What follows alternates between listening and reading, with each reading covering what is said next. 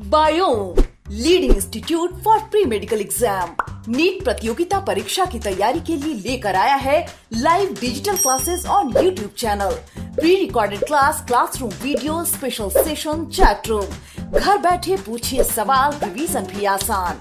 Lockdown में सुनहरे सपनों को दे नई उड़ान।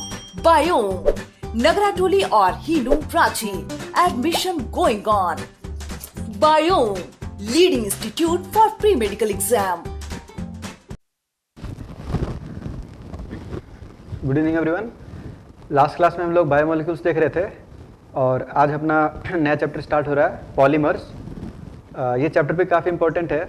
अगर आप नीट में देखें तो हर साल इससे भी एक क्वेश्चन आता है। 2020 में भी नीट में इस टॉपिक से क्वेश्चन आया था, जिसको भी क्लास हम डिस्कस भी करेंगे। तो स्टार्ट करते हैं अपना नेक्स्ट चैप्टर, पॉलीमर्स। तो सबसे पहले पॉलीमर की डेफिनेशन क्या है। पॉली का मतलब बहुत सारे, poly means many and mer means unit. तो बहुत सारे जो यूनिट्स हैं जब ये आपस में कंबाइन हो जाते हैं तो इस कॉम्बिनेशन को हम बोलते हैं पॉलीमराइजेशन, और जो प्रोडक्ट है उसको हम बोलते हैं पॉलीमर। अगर दो सेम मॉलिक्यूल आपस में कंबाइन कर रहे हैं तो ऐसे केस में जो स्पीशीज बनता है उसको हम बोलते हैं डाइमर। अगर तीन सेम मॉलिक्यूल्स आपस में कंबाइन कर रहे हैं तो उसको हम बोलते हैं ट्राइमर। और अगर बहुत सारे मॉलिक्यूल्स किसी तरह के बॉन्ड से आपस में कंबाइन कर जाएं तो उसको हम बोलते हैं पॉलीमर। तो इसमें सबसे पहला डेफिनेशन है, the word polymer is coined from two Greek words, poly and mer. Poly means many and mer means unit. बहुत सारे यूनिट्स जब आपस में कंबाइन करते हैं तो वहाँ से पॉलीमर का फॉर्मेशन होता है। The term polymer is defined as very large molecules having high molecular mass. ये जो आपका पॉलीमर जो आपका टर्म है, इसको इस तरह से डिफाइन किया गया है, ऐसे मॉलिक्यूल्स जो बहुत लार्ज एटॉमिक वेट के मॉलिक्यूल्स को फॉर्म करे, ऐसे मॉलिक्यूल्स को हम बोलते हैं polymers. These are also referred as macromolecules. इनको मैक्रोमॉलिक्यूल्स ही बोलते हैं। मैक्रोमॉलिक्यूल्स इसलिए बोलते हैं क्योंकि यहाँ पर जो मॉलिक्यूल्स हैं इनका साइज काफ़ी ज़्यादा होता है, तो ये बहुत सारे छोटे छोटे यूनिट मिलकर काफ़ी बड़ा यूनिट बना लेते हैं। लगभग 1000-2000 तक जो मॉलिक्यूल्स हैं ये आपस में मिल जाते हैं और ये बड़े molecules, large and giant molecules का फॉर्मेशन करते हैं, जिनको पॉलीमर से बोलते हैं। ठीक है, तो इनका जो एटॉमिक वेट होता है या जो एटॉमिक मास होता है ये काफ़ी ज़्यादा होता है, 103 to 107 माइक्रोन होता है। और जैसा कि अभी बताया मैंने कि लगभग 1000 से लेकर 1500 तक जो मोनोमेरिक यूनिट्स है ये कंबाइन करती हैं। सुपर लार्ज जो पॉलीमर बनते हैं उनमें 10,000 30,000 तक भी जो मॉलिक्यूल्स हैं ये आपस में कंबाइन करते हैं और पॉलीमर्स का फॉर्मेशन करते हैं। इसमें नेक्स्ट पॉइंट है, the repeating structure units are derived from some simple and reactive molecules known as monomers. जो रिपीटिंग यूनिट्स होती है जो आपस में कंबाइन करती हैं, इनको हम बोलते हैं मोनोमर्स। तो मोनोमर्स जो है ये आपस में जुड़ते जाते हैं किसी भी बॉन्ड से। अब बॉन्ड कोऑर्डिनेट बॉन्ड भी हो सकता है। अच्छा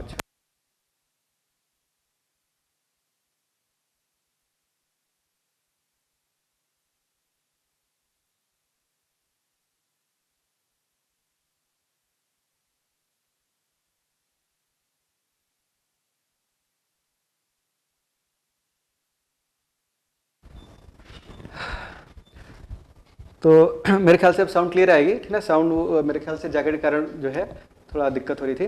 तो स्टार्ट करते हैं वहीं से जहाँ पे हमने छोड़ा। ये जो आपके रिपीटिंग यूनिट्स हैं जिनको हम मोनोमर बोलते हैं, तो मोनोमर जो है ये आपस में कंबाइन करते हैं और कंबाइन करके जो है ये तो ये कंबाइन करके लार्ज मॉलिक्यूल्स का फॉर्मेशन करते हैं, जिनको हम बोलते हैं पॉलीमर्स। मोनोमर्स जो है ये एक दूसरे से जनरली कोवेलेंट बॉन्ड से लिंक होते हैं, लेकिन जरूरी नहीं है कोवेलेंट बॉन्ड हो, यहाँ पे हाइड्रोजन बॉन्डिंग हो सकती है। पर हाइड्रोजन बॉन्डिंग से भी बहुत सारे मॉलिक्यूल्स आपस में जो है लिंक कर सकते हैं और लिंक करके ये लार्ज मॉलिक्यूल जिनको पॉलीमर बोलते हैं ये फॉर्म करते हैं। अब इस पूरे पैराग्राफ को अगर मुझे एक लाइन में समराइज करना है तो यहाँ पर इस तरह से दिया है कि जो आपका मोनोमर है, ठीक है ना, ये n मोनोमर्स आपस में कंबाइन करके पॉलीमर बनाते हैं और पॉलीमर जो होगा ये AN टाइप का बनेगा। जैसे बहुत कॉमन सा नाम है पॉलीथीन, आप सबने सुना होगा और देखा भी होगा, ठीक ना, पॉलीथीन सबके घरों में होता है। तो पॉलीथीन जो है ये ईथीन से बना हुआ है, ठीक है ना। ईथीन के जो मॉलिक्यूल्स हैं ये आपस में कंबाइन करके पॉलीथीन का फॉर्मेशन करते हैं और लार्ज जायंट पॉलीमर्स का यहाँ पे मॉलिक्यूल्स का फॉर्मेशन होता है। तो ये था इसका डेफिनेशन। आगे बढ़ते हैं। नेक्स्ट है क्लासिफिकेशन ऑफ पॉलीमर्स। ये जो पॉलीमर्स होते हैं ये किस तरह से क्लासिफाइड है, तो इसमें सबसे पहला क्लासिफिकेशन है classification based on source. Source के बेसिस पर क्लासिफिकेशन, और सोर्स के बेसिस पर ये तीन तरह के हैं। एक है नेचुरल पॉलीमर, नेचुरल पॉलीमर मतलब जो नेचर में हमें मिलता है। दूसरा है semi synthetic polymer, semi synthetic मतलब कि नेचुरल पॉलीमर से अगर हम कोई पॉलीमर बना रहे हैं तो उसको बोलेंगे सेमी सिंथेटिक।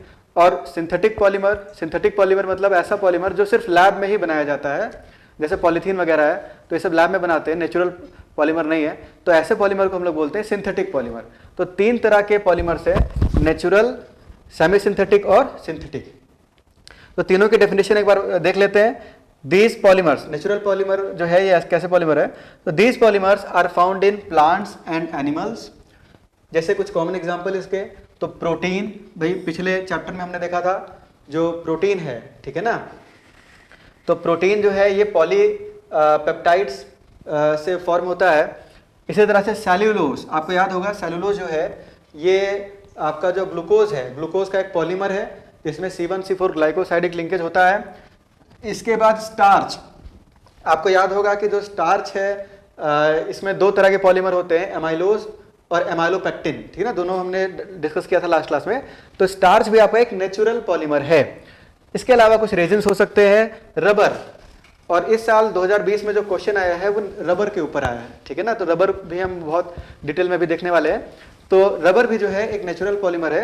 हालांकि रबर को वल्कनाइज भी किया जाता है, और रबर जो है आपका ये सिंथेटिक रबर भी हमें मिलता है, हम बना सकते हैं रबर को। जो टायर्स वगैरह होते हैं ना, बस या ट्रक के जो टायर्स होते हैं आपने देखा होगा, तो ये जो टायर्स होते हैं ये सिंथेटिक रबर के बने होते हैं, ठीक है, नेचुरल रबर नहीं होते। तो रबर को भी अभी हम बहुत डिटेल में डिस्कस करने वाले हैं। इसके बाद नेक्स्ट है आपका semi synthetic polymers. Semi synthetic polymer किसको बोलते हैं, ऐसे पॉलीमर जिनको नेचुरल पॉलीमर के हेल्प से बनाया जाए उनको हम बोलते हैं सिंथेटिक पॉलीमर। तो cellulose derivatives as cellulose acetate, जिसको रेयन बोलते हैं, और cellulose nitrate etcetera are the usual example of this sub category. वैसे खैर यहाँ तो केवल एग्जांपल ही लिखा है, लेकिन सेमी सिंथेटिक पॉलीमर हम किसको बोलते हैं, ऐसे पॉलीमर्स जिनको नेचुरल पॉलीमर के हेल्प से बनाया जाए, ऐसे पॉलीमर को हम लोग बोलते हैं सेमी सिंथेटिक पॉलीमर। और लास्ट आता है सिंथेटिक पॉलीमर। तो सिंथेटिक पॉलीमर मेरे ख्याल से आप सब समझ गए होंगे, नाम से पता चला सिंथेटिक पॉलीमर, जिसको लैब में बनाया जाए उसको हम क्या बोलेंगे, सिंथेटिक पॉलीमर। तो सिंथेटिक पॉलीमर बहुत सारे हैं, ब्यूना एस है, ब्यूना एन है, तो इस साल क्वेश्चन भी इसी पे आया था। ब्यूना एस जो है आपका ये एक सिंथेटिक रबर होता है। तो a variety of synthetic polymers, जैसे प्लास्टिक है, प्लास्टिक नेचर में तो आपको मिलता नहीं है, प्लास्टिक जो है ये लैब में बनाया जाता है, मैन मेड चीज़ है।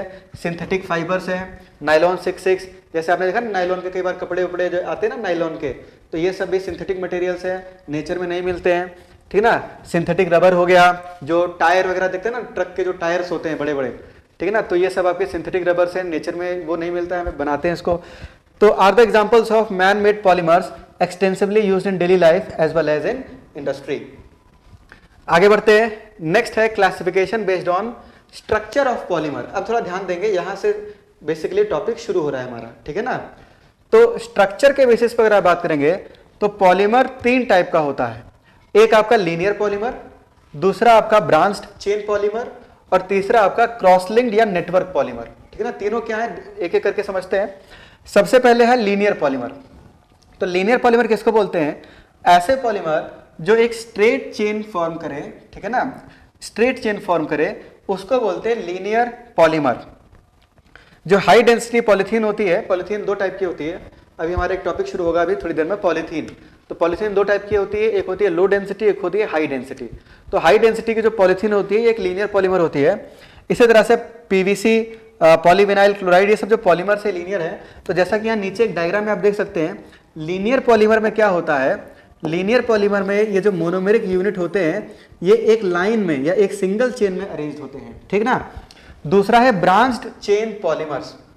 ब्रांच्ड चेन पॉलीमर का मतलब ऐसे पॉलीमर जिनमें ब्रांचिंग हो, ठीक है ना, साइड में ब्रांचिंग भी मिले, ऐसे पॉलीमर को हम लोग बोलते हैं ब्रांच्ड चेन पॉलीमर्स। तो डेफिनेशन यहाँ पे क्लियरली लिखा है, these polymers contain linear chains having some branches. Low density polythene हो गई, ठीक है ना, ये तो अपना एक टॉपिक है, अभी डिटेल में देख रहे हैं इसको। एमाइलोपेक्टिन हो गया, आपको याद होगा लास्ट क्लास में बायोमोलिक्यूल में हमने एमाइलोपेक्टिन देखा था। नेचुरल रबर हो गया, तो ये सब आपके ब्रांच्ड पॉलीमर में आते हैं। तो देखो ये ब्रांच्ड पॉलीमर क्या है, यहाँ पे जो मोनोमेरिक यूनिट है तो इस तरह से मोनोमेरिक यूनिट इस तरह से चलती चली जाएगी और साइड में ब्रांचिंग भी होगा, ठीक है ना, इस तरह से साइड में क्या होगा, ब्रांचिंग भी होगा। तो ऐसे केस में इसको हम बोलते हैं ब्रांच्ड पॉलीमर। और लास्ट है cross linked polymer.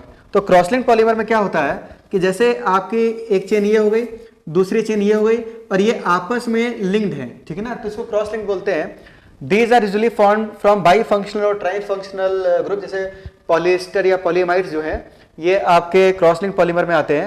And contain strong covalent bond between various linear polymer chains. Bakelite melamine resins इसके एग्जांपल है। बेकेलाइट प्लास्टिक आप लोग देखते होंगे, जो कुकर देखते हैं ना आप लोग, प्रेशर कुकर, उसका जो हैंडल होता है तो वो हैंडल बेकेलाइट से बनता है। तो बेकेलाइट हो गया या मेलामाइन रेजिन हो गया, तो ये सब जो है क्रॉस लिंक पॉलीमर है। तो अब मैं थोड़ा सा इसको समराइज कर देता हूँ। लीनियर पॉलीमर क्या होता है कि अगर सारे मोनोमेरिक यूनिट एक सीधी लाइन में है, ठीक ना, तो ऐसे केस में हम बोलते हैं linear polymer. Branched chain polymer क्या होता है, अगर सारे जो मोनोमर्स हैं इस तरह से एक सीधी लाइन में है और यहाँ पे ब्रांचिंग है इस तरह से, ठीक ना, इस तरह से ब्रांचिंग है, तो ऐसे केस में इसको बोलते हैं ब्रांच्ड चेन पॉलीमर। और क्रॉस लिंक पॉलीमर कैसा होता है, तो यहाँ पे इस तरह से कई सारे चेन्स होते हैं, मोनोमर्स इस तरह से जुड़े होते हैं लाइन से और ये आपस में इस तरह से क्रॉस लिंक्ड होते हैं, किसी तरीके के बॉन्ड से आपस में क्या होंगे, क्रॉस लिंक्ड होंगे। या कोई लिंकेज भी हो सकता है, जैसे यहाँ ऑक्सीजन लिंकेज या सल्फर का लिंकेज भी इस तरह से हो सकता है, तो इसको बोलते हैं क्रॉस लिंक या नेटवर्क पॉलीमर। यहाँ तक अगर किसी को कोई डाउट हो तो आप पूछ सकते हैं। आगे बढ़ता हूँ मैं, ठीक है ना। कल्पना कुछ पूछ रही है, क्या एनसीईआरटी के अलावा भी कुछ पढ़ना है। देखो एनसीईआरटी में आपका जो पॉलीमर है चैप्टर है सफिशिएंट दिया हुआ है, सफिशिएंट अमाउंट में उसमें इंफॉर्मेशन दी हुई है।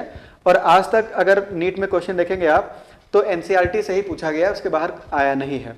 लेकिन एनसीईआरटी के बाहर से भी कई बार क्वेश्चन आता है, तो एनसीईआरटी के बाहर का जो पोर्शन है वो मैं आपको यहाँ पे बता दूंगा, थोड़ा बहुत जो आपको पता होना चाहिए वो हम यहाँ देख लेंगे। इसके अलावा एनसीईआरटी आप पढ़ लें तो इतना सफिशिएंट रहेगा, ठीक है ना। मीनू भी यही पूछ रही है, सर एनसीईआरटी पढ़ ले तो सफिशिएंट है। बिल्कुल मीनू, एनसीईआरटी जो है उसमें जितना कंटेंट दिया है उतना आप पढ़ ले, इसके अलावा जो यहाँ मैं बता रहा हूँ वो आप समझ ले तो इतना सफिशिएंट है आपके लिए, ठीक है ना। आगे बढ़ते हैं। नेक्स्ट है classification based on monomer unit. Monomer के बेसिस पर भी क्लासिफाई किया गया है। अब थोड़ा ध्यान से समझना, मोनोमर के बेसिस पर जो पॉलीमर्स हैं इनको दो कैटेगरी में बांटा गया है, होमोपॉलीमर और कोपॉलीमर, ठीक है ना। ये टर्म हम कई बार यूज करेंगे। होमोपॉलीमर आप किसको बोलेंगे, होमोपॉलीमर क्या होते हैं, होमोपॉलीमर मतलब ऐसे पॉलीमर्स जिसमें एक ही मोनोमर हो, ठीक है ना। एक ही मोनोमेरिक यूनिट अगर प्रेजेंट हो, एक ही मोनोमर से कोई पॉलीमर बन रहा है तो उसको हम बोलेंगे होमोपॉलीमर। लेकिन अगर एक से ज्यादा मोनोमर है, जैसे दो अलग अलग मोनोमर से एक कोई पॉलीमर बन रहा है, जैसे पॉलिएस्टर वगैरह है, ठीक है ना, तो दो अलग अलग मोनोमर से अगर कोई पॉलीमर बन रहा है तो उसको बोलते हैं कोपॉलीमर। एग्जाम्पल क्या है, तो कुछ एग्जाम्पल देख लेते हैं। जैसे फॉर एग्जाम्पल इथीन। इथीन का स्ट्रक्चर आप सब जानते हैं। इथीन का जो स्ट्रक्चर है वो कुछ इस तरह से होता है, CH2 डबल बॉन्ड CH2, इसको इथीन बोलते हैं, ठीक है ना। ये एक मोनोमर है। इसका जब पॉलीमराइजेशन होता है by the help of Ziegler Natta catalyst, ठीक है ना, अभी थोड़े समय में आ रहा है हमारे पास, तो इसका जब पॉलीमराइजेशन होता है तो ये CH2 और यहाँ पर ये इस तरह से यूँ समझ सकते हो आप कि यहाँ ये रेडिकल में टूट जाता है और ये जो रेडिकल्स है ये कंबाइन करने लगते हैं एक दूसरे से। तो यहाँ पे CH2 और ये इस तरह से पॉलीमराइज होने लगता है। यहाँ पे जो N की वैल्यू होती है ये 1000 से लेकर 1500 इस तरह से ये वेरी करती है। तो यहाँ पे जो पॉलीमर बना है इसको हम बोलेंगे पॉलीथीन, ठीक है ना, इसको आप क्या बोलेंगे, पॉलीथीन। अब एक बात बताओ, इस पॉलीमर में कितने मोनोमर इन्वॉल्व हैं, एक मोनोमर या दो मोनोमर या तीन, कितने मोनोमर इन्वॉल्व है। तो ये जो पॉलीमर है ये केवल एक मोनोमर से ही बना हुआ है, इथीन से। तो ऐसे पॉलीमर जो केवल एक मोनोमर से ही बने हुए हो ऐसे पॉलीमर को हम लोग क्या बोलते हैं, होमोपॉलीमर, ठीक है ना। इसी का नेक्स्ट एग्जांपल है विनाइल क्लोराइड। अब ये सब पॉलीमर मैं एक बार इंट्रोड्यूस कर दे रहा हूं, ये नाम आपको याद होना चाहिए क्योंकि मैं आगे फिर डायरेक्ट बोलूंगा पॉलीविनाइल क्लोराइड या पीवीसी, इस तरह से डायरेक्ट नाम लेंगे। तो जो विनाइल क्लोराइड है ये आपका हो गया CH2 डबल बॉन्ड CH और Cl, तो इसको बोलते हैं विनाइल क्लोराइड, ठीक है ना भाई। विनाइल पोजीशन पे Cl लगा है तो इसको बोलेंगे विनाइल क्लोराइड। और जब ये पॉलीमराइज करता है, तो जब ये पॉलीमराइज करेगा तो यहां से ये बनाएगा CH2 CH Cl और यहां भी बॉन्ड और यहां पे बस N आ जाएगा और इस पॉलीमर का नाम पड़ जाता है polyvinyl chloride. Polyvinyl chloride, short में इसको बोलते हैं PVC, ठीक है ना। ये नाम आप लोगों ने अक्सर सुना होगा, पीवीसी के पाइप्स वगैरह बनते हैं, इस प्लास्टिक होता है ये, तो इसके पाइप्स वगैरह बनाए जाते हैं पीवीसी के, है ना, पॉलीविनाइल क्लोराइड। इसके बाद नेक्स्ट है एक्राइलोनाइट्राइल। एक्राइलोनाइट्राइल जो मोनोमर है आपका, तो यहां पे अपने पास CH3C, ठीक है ना, पाई बॉन्ड है, तो यहाँ पे CH2 आएगा। तो यहाँ पे अपने पास एक्राइलोनाइट्राइल है, तो यहाँ पे अपने पास जो है CH2, ठीक है ना, तो ये आपका हो गया CH2 डबल बॉन्ड CH और यहाँ पे साइनाइड है, 3 कार्बन है, ठीक है ना। तो एक्राइल ग्रुप, एक्राइल मतलब होता है 3 कार्बन प्लस 1 पाई बॉन्ड, तो इसको एक्राइल ग्रुप बोलते हैं। तो ये आपका एक्राइलोनाइट्राइल है। इसका जब पॉलीमराइजेशन होता है तो यहाँ से अपने पास बनता है CH2, यहाँ पे CH, यहाँ पे CN, ठीक है, और ये इस तरह से पॉलीमराइज कर जाता है, एक्राइलोनाइट्राइल का फॉर्मेशन होता है। इसका नाम हो जाएगा पॉली एक्राइलोनाइट्राइल, शॉर्ट में इसको PAN भी बोलते हैं, ठीक है। इस पॉलीमर को क्या बोलते हैं, PAN। और ये जो पॉली एक्राइलोनाइट्राइल है इससे वुल वगैरह बनाते हैं, ठीक है ना, वुल जो है ना ये इससे बनाया जाता है। आगे बढ़ते हैं, नेक्स्ट कुछ और बात करते हैं, स्टाइरीन। ये सब कुछ फॉर्मूलेस हैं जो हमें याद रखने हैं। स्टाइरीन जो है इसका फॉर्मूला है CH2 डबल बॉन्ड CH, यहाँ पे PH, तो इसको हम बोलते हैं स्टाइरीन। स्टाइरीन जो है जो पॉलीमराइज करता है तो यहाँ से पॉलीस्टाइरीन बनता है, CH2CH, यहाँ पे अपने पास PH और इस तरह से यहाँ पे N, इसको पॉलीस्टाइरीन बोलते हैं। पॉलीस्टाइरीन के कुछ कपड़े वगैरह भी मिलते हैं, ठीक है ना, तो ये आपका हो जाएगा पॉलीस्टाइरीन। तो पॉलीस्टाइरीन का फॉर्मेशन होता है। नेक्स्ट है टेट्राफ्लोरोइथीन। टेट्राफ्लोरोइथीन जो है ये C double bond C FF, यहाँ भी F और F, जब ये पॉलीमराइज करता है तो यहाँ से टेफ्लॉन का फॉर्मेशन होता है। ये आपका इस तरह से फ्लोरीन, फ्लोरीन, यहाँ भी फ्लोरीन और आपके पास इस तरह से N, इसको टेफ्लॉन बोलते हैं। इस पॉलीमर का नाम क्या है, टेफ्लॉन। कुछ इंपॉर्टेंट पॉलीमर आपको मैं दिखा रहा हूं। ये सब जो पॉलीमर्स हैं इनको होमोपॉलीमर बोलते हैं। क्यों, क्योंकि इनमें सिर्फ एक मोनोमर यूनिट ही इन्वॉल्व हुआ है, तो इसीलिए इनको हम क्या बोलते हैं, होमोपॉलीमर। क्लोरोप्रीन, क्लोरोप्रीन जो है आपका, ये आपका CH2 double bond C Cl CH double bond CH2, ठीक है ना, तो ये इसको बोलते हैं क्लोरोप्रीन। और क्लोरोप्रीन से नियोप्रीन का फॉर्मेशन होता है, तो यहाँ से CH2C डबल बॉन्ड C, यहाँ पे CH, यहाँ पे CH2, ठीक, और यहाँ पे Cl। तो ये जो क्लोरोप्रीन है जब ये पॉलीमराइज करता है तो यहाँ से जो पॉलीमर बनता है इसको बोलते हैं नियोप्रीन, ठीक है ना, सो हम क्या बोलेंगे, नियोप्रीन। और लास्ट है मिथाइल एक्राइलेट। तो मिथाइल एक्राइलेट जो है अगेन यहाँ पे 3 कार्बन है, CH2 डबल बॉन्ड CH, यहाँ पे अपने पास C डबल बॉन्ड OMe, तो इसका नाम है मिथाइल एक्राइलेट। और जब मिथाइल एक्राइलेट आपका पॉलीमराइज करता है तो यहाँ पे CH2, यहाँ पे अपने पास आएगा CH, यहाँ पे C डबल बॉन्ड OMe और ये इस तरह से पॉलीमराइज कर जाएगा और इसका नाम हो जाएगा पॉलीमिथाइल एक्राइलेट, ठीक है ना, PMA नाम है शॉर्ट में इसका। तो ये हो जाएगा पॉलीमिथाइल एक्राइलेट। तो यहाँ से पॉलीमिथाइल एक्राइलेट का फॉर्मेशन होगा, शॉर्ट में इसको PMA बोलते हैं इस पॉलीमर को, ठीक है। तो यहाँ पे हमने सबसे पहले बात की होमोपॉलीमर। होमोपॉलीमर ऐसे पॉलीमर है जिसमें केवल एक मोनोमर प्रेजेंट हो, ठीक। दूसरे टाइप के जो पॉलीमर है इसको हम बोलते हैं कोपॉलीमर। कोपॉलीमर क्या है, व्हाट आर कोपॉलीमर्स, ऐसे पॉलीमर्स जो 2 प्रकार के मोनोमर यूनिट से बने हो, ठीक है ना, 2 मोनोमर अगर उनमें इन्वॉल्व हो तो ऐसे पॉलीमर को आप बोलते हैं कोपॉलीमर, ठीक। इसका सबसे कॉमन एग्जाम्पल है फिनॉल प्लस फॉर्मल्डिहाइड रेजिन, जिसको बेकेलाइट भी बोलते हैं। फिनॉल का फॉर्मूला क्या होता है, फिनॉल का फॉर्मूला होता है PHOH। और फॉर्म एल्डिहाइड का फॉर्मूला क्या होता है? तो फॉर्म एल्डिहाइड का जो फॉर्मूला होता है ये आपका है HC++OH, इस तरह का फॉर्मूला होता है। तो यहाँ पर बेसिकली होता क्या है कि इसमें यहाँ से H2O, ठीक है ना, यहाँ से H2O, इसका 2H और इसका O, H2O निकल जाता है, ठीक है ना। और यहाँ से फिनॉल फॉर्म एल्डिहाइड रेजिन बनता है जिसको बेकेलाइट बोलते हैं। इसको क्या बोलते हैं हम लोग? बेकेलाइट। अब इसका स्ट्रक्चर देखना है हमें, ठीक है ना। अभी इसका स्ट्रक्चर बेकेलाइट अपना पूरा एक टॉपिक है, तो इसमें जो है एक इसका 3D नेटवर्क स्ट्रक्चर होता है। फिनाइल फॉर्मेल्डिहाइड रेजिन बनता है। इसका एक और नाम है, इसको बोलेंगे फिनाइल फॉर्म एल्डिहाइड रेजिन, ठीक है, फॉर्म एल्डिहाइड रेजिन। तो फिनाइल फॉर्म एल्डिहाइड रेजिन यहाँ पे फॉर्म होता है। अच्छा, ब्यूटाडाइन प्लस स्टाइरीन। तो ब्यूटाडाइन प्लस स्टाइरीन जो है आपका, जब ये यहाँ पे बनेगा तो ब्यूटाडाइन आप सब जानते हैं CH2 डबल बॉन्ड CH, यहाँ पे CH डबल बॉन्ड CH2, इसको ब्यूटाडाइन बोलते हैं। और इसकी रिएक्शन जब स्टाइरीन के साथ होती है, यहाँ पे CH2 डबल बॉन्ड CH और PH, ठीक। तो ये दोनों मिलकर पॉलीमराइज करते हैं, और जब पॉलीमराइजेशन होगा तो कुछ इस तरह से आपको पॉलीमर मिलेगा। CH2, यहाँ पे CH डबल बॉन्ड CH, यहाँ पे CH2, यहाँ पे CH2, यहाँ पे अपने पास जो है सिंगल बॉन्ड, यहाँ सिंगल बॉन्ड आ जाएगा, यहाँ पे अपने पास CH PH, और ये इस तरह से पॉलीमराइज कर जाएगा यहाँ पे N, ठीक। इसका नाम है ब्यूना S, ठीक ना। इस पॉलीमर का नाम क्या है? Buena S। अब एक बात बताओ, आप सबसे मेरा क्वेश्चन है कि ये जो ब्यूना S है ये होमोपॉलीमर है या कोपॉलीमर है?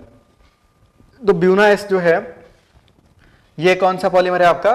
कोपॉलीमर है, क्योंकि इसमें 2 मोनोमर यूनिट जुड़े हुए हैं। अब देखो 2 मोनोमर यूनिट आपको दिए गए हैं, तो आपसे पूछेगा भाई पॉलीमर बनाओ, ठीक है ना। तो कैसे बनाओगे? शॉर्ट ट्रिक बता रहा हूं आपको। आप क्या करो, यहाँ जो पाई बॉन्ड्स है इसको रेडिकल रेडिकल में तोड़ दो। यहाँ पे ये जो आपका पाई बॉन्ड है इसको रेडिकल रेडिकल में तोड़ देंगे, और यहाँ भी इसको रेडिकल रेडिकल में तोड़ देंगे, ठीक है ना। यहाँ का रेडिकल और यहाँ का रेडिकल पाई बॉन्ड बना लेगा, ये रेडिकल फर्दर पॉलीमराइज कर जाएगा, और ये वाला रेडिकल इससे जुड़ जाएगा, और यहाँ रेडिकल फर्दर आगे पॉलीमराइज कर जाएगा। तो इस तरह से इसका एक स्ट्रक्चर इस तरह से बन जाएगा, समझ में है ना। तो इस तरह से पॉलीमराइजेशन करवाया जाता है। मैकेनिज्म भी रेडिकल से इस तरह से प्रोपेगेट करती है। अच्छा, इसके बाद ब्यूटाडाइन प्लस एक्राइलोनाइट्राइल। तो ब्यूटाडाइन का फॉर्मूला सब जानते हैं, CH2 डबल बॉन्ड CH, यहाँ पे CH डबल बॉन्ड CH2, इसको ब्यूटाडाइन बोलते हैं। और इसकी रिएक्शन जब हम करवाते हैं CH2 डबल बॉन्ड CH, यहाँ पे CN, इसका नाम है एक्राइलोनाइट्राइल। तो एक्राइलोनाइट्राइल से करवाते हैं तो यहाँ से अपने पास CH2 CH double bond CH, यहाँ पे CH2, यहाँ पे अपने पास CH2 CH, यहाँ पे अपने पास क्या आएगा CN साइनाइड, और ये इस तरह से पॉलीमराइज कर जाएगा N, ठीक है। और इसमें इसका जो नाम है, इसका नाम पड़ जाता है ब्यूना N। क्या नाम है इसका? Buena N। ब्यूना N नाम है इस पर्टिकुलर पॉलीमर का, और ये भी आपका कोपॉलीमर है जिसमें 2 मोनोमेरिक यूनिट हमें साफ साफ दिख रही है। नेक्स्ट है urea formaldehyde resin. Urea formaldehyde resin, तो इसमें एक तो आपका हो गया urea, NH2C double bond O NH2, ठीक है, इसको यूरिया बोलते हैं। और दूसरा है आपका फॉर्मेल्डिहाइड। फॉर्मेल्डिहाइड जो है ये आपका C double bond O H2, इसको फॉर्मेल्डिहाइड बोलते हैं। तो इसमें देखो होता क्या है कि यहाँ से H2 और यहाँ से O, कंडेंसेशन पॉलीमर है, H2O यहाँ से निकाल देना है। तो बेसिकली यहाँ से जो आपका पॉलीमर बनता है तो C डबल बॉन्ड O, यहाँ से अपने पास N आ जाएगा, यहाँ पे अपने पास जो है N डबल बॉन्ड, ठीक है ना। यहाँ से आपने इसको निकाल दिया तो यहाँ से आपके पास CH2, ठीक है।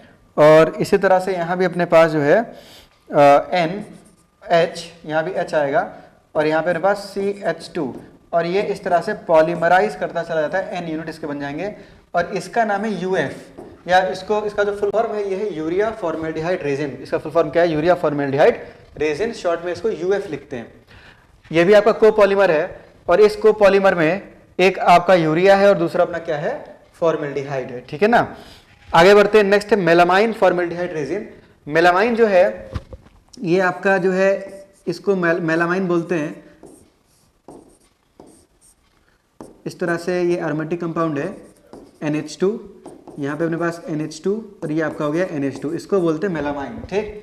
मेलामाइन की रिएक्शन जब फॉर्मेल्डिहाइड के साथ होती है तो ये दोनों इस तरह से पॉलीमराइज करते हैं। बेकेलाइट टाइप का स्ट्रक्चर होता है, इसका भी लार्ज स्ट्रक्चर होता है, नाइट्रोजन, ठीक है, और यहाँ पे NH, ये आपका CH2, ठीक, यहाँ पे अपना NH, और ये आपका जो है इस तरह से CH2, और ये आपका हो गया NH, और ये आपका हो गया CH2, और ये इस तरह से पॉलीमराइज कर जाता है, ठीक है ना। इसके भी N यूनिट्स बनेंगे, तो इसको बोलते हैं मेलामाइन फॉर्मेल्डिहाइड रेजिन।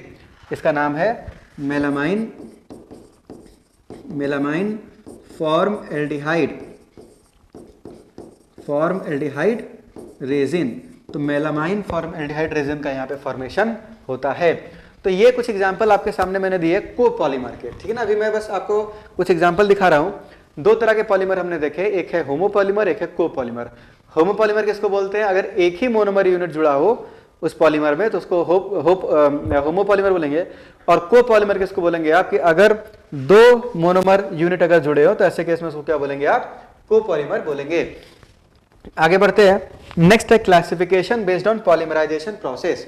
पॉलीमराइजेशन किस प्रोसेस से हुआ है इस पे भी क्लासिफिकेशन यहाँ पे दिया गया है। सबसे पहला है एडिशन पॉलीमर। एडिशन पॉलीमर क्या है? अगर दो मोनोमर्स चाहे सेम हो चाहे डिफरेंट हो, अगर आपस में ऐड हो रहे हैं और कुछ निकल नहीं रहा है, मतलब कोई मॉलिक्यूल या कोई एटम एलिमिनेट नहीं हो रहा है, सिर्फ वो लोग आपस में जुड़ जा रहे हैं, तो ऐसे केस में उसको बोलते हैं एडिशन पॉलीमर। सबसे सिंपल एग्जांपल है इथीन। ये आपका इथीन हो गया, ठीक है ना। इथीन मॉलिक्यूल जुड़ते चले गए और क्या बन गया? पॉलीथीन बन गया। अच्छा, ये कैसा पॉलीमर है? होमोपॉलीमर है, ठीक है ना। अब इसमें ये बताओ, जब दो मॉलिक्यूल जुड़े तो कुछ एलिमिनेट हुआ क्या? कुछ एलिमिनेट तो नहीं हुआ, सिर्फ और सिर्फ एडिशन हुआ है, ठीक है ना। तो ऐसे पॉलीमर को आप क्या बोलते हैं? Addition polymer.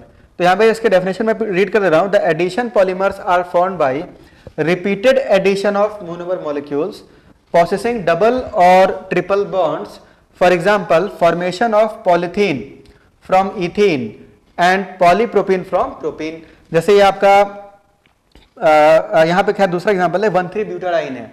तो 1,3-ब्यूटाडाइन भी जब स्टाइरिन के साथ ऐड होता है, ठीक है ना, तो यहाँ पर अपने पास जो है इस तरह से यूँ समझो, इसको रेडिकल रेडिकल में तोड़ दो और इसको भी रेडिकल रेडिकल में तोड़ दो। ये वाला रेडिकल इसके साथ कंबाइन कर जाएगा, ठीक है ना। ये आगे पॉलीमराइज कर जाएगा, यहाँ पाई बॉन्ड बन जाएगा, ये उधर कंबाइन कर जाएगा। तो यहाँ पर ये ऐड हो रहे हैं और ऐड होके पॉलीमराइज होते चले जा रहे हैं। तो यहाँ पर इसको इस तरह से जो पॉलीमर बनता है इसको बोलते हैं addition polymer. However, the addition polymers formed by polymerization of single monomeric species are known as homopolymers. अगर एक ही स्पीशीज एडिशन करते हुए पॉलीमराइज कर रहा है तो उसको होमोपॉलीमर बोलेंगे। और अगर दो अलग अलग स्पीशीज आपस में एडिशन करते हुए पॉलीमराइज कर रहे हैं तो उसको आप क्या बोलेंगे? कोपॉलीमर बोलेंगे, ठीक है ना। कोई डाउट होगा तो पूछते भी चलना आप लोग, मैं आगे बढ़ रहा हूं। तो ये बात की आपने एडिशन पॉलीमर की। लेकिन दूसरे पॉलीमर होते हैं जिनको हम बोलते हैं कंडेंसेशन पॉलीमर। कंडेंसेशन पॉलीमर क्या होते हैं?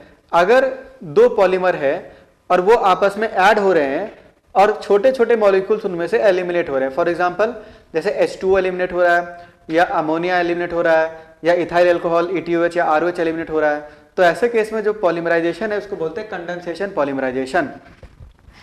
तो इसकी डेफिनेशन ये है, the condensation polymers are formed by repeated condensation reaction between two different bifunctional or trifunctional monomer units. In these polymerization reactions, the elimination of small molecules such as water, alcohol, HCl, ammonia, ठीक ना, etc. can take place. मतलब कि ऐसे reaction जिसमें small molecule जैसे H2O या alcohol ये सब अगर एलिमिनेट हो, ठीक ना, रिलीज हो, तो ऐसे रिएक्शन को बोलते हैं कंडेंसेशन रिएक्शन। इसका सबसे कॉमन एग्जांपल है बेकेलाइट। बेकेलाइट थोड़े समय में अभी हम लोग देखने वाले हैं, ठीक है ना, डिटेल में। डैक्रॉन हो गया, ठीक है, टेरालिन भी बोलते हैं इसको, नायलॉन 66, ये सब जो है आपके, ये इसके कुछ कॉमन एग्जांपल्स हैं। इसमें होता क्या, जैसे कि एग्जांपल यहाँ दिया हुआ है नायलॉन 66 का। तो नायलॉन 66 में होता क्या है कि पहले तो आप एक चीज ये समझें कि अपने पास अगर कार्बोक्सिलिक एसिड है, इसकी रिएक्शन अगर आप अमोनिया के साथ करते हैं H2NR, ठीक है ना, तो यहाँ पर होता क्या है कि बेसिकली यहाँ से H2O का एलिमिनेशन हो जाता है, ठीक है ना। अमोनिया और कार्बोक्सिलिक एसिड की रिएक्शन आप करवाते हैं और मीडियम अगर एसिडिक है तो ऐसे केस में ये यहाँ से अमाइड का फॉर्मेशन करते हैं, RC डबल बॉन्ड हो NH, और यहाँ पे अपने पास क्या आ जाता है R, अमाइड का फॉर्मेशन होता है। और अगर आपको याद होगा अमीनो एसिड में बायोमोलिक्यूल में हमने देखा था पेप्टाइड लिंकेज भी ऐसे ही बनता था ना, पेप्टाइड लिंकेज जो था वो भी इसी तरह से फॉर्म होता था। अब देखो होता क्या है कि यहाँ पर एक डाई अमाइन लिया गया है NH2 CH2 NH2, तो एक डाई अमाइन लिया गया है और यहाँ पे एक डाई कार्बोक्सिलिक एसिड भी लिया गया है, ठीक है ना।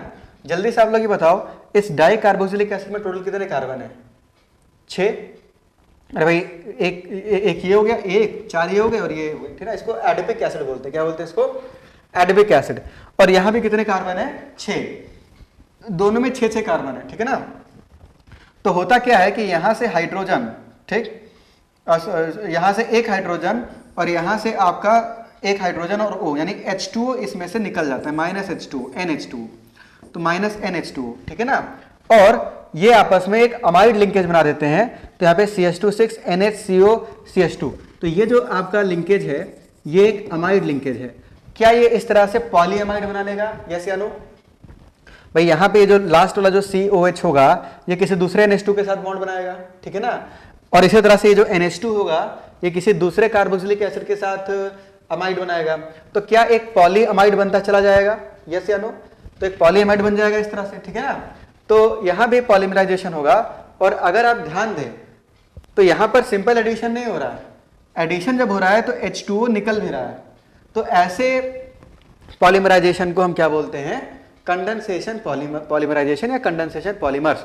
तो कंडेंसेशन पॉलीमर जब होता है, पॉलीमराइजेशन जब होता है तो कुछ मॉलिक्यूल उसमें से लिबरेट होते हैं, लेकिन एडिशन पॉलीमर में कोई भी इस तरह से लिबरेशन हमें नहीं मिलता है।